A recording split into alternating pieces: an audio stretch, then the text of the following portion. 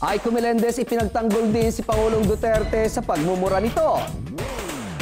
Ipinagtanggol din ni Aiko Melendez ang di umano'y pagmumura ni Pangulong Rodrigo Duterte kay US President Barack Obama. Ayon kay Aiko, bagamat marami ang nagulat sa paraan ng pagsasalita ng presidente, lalo na ang hindi mga sanay, ngunit kailangan pa rin umanong isipin ang ginagawa ng Pangulo upang ipagtanggol ang bansa na walang hidden agenda. Sinabi pa nito na walang perpektong leader at kailangan umanong tingnan lagi ang good side.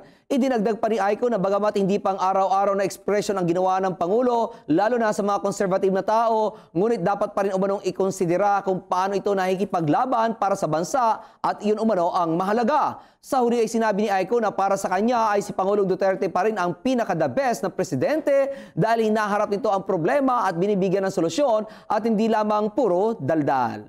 Showbiz for more, like and share this page for more.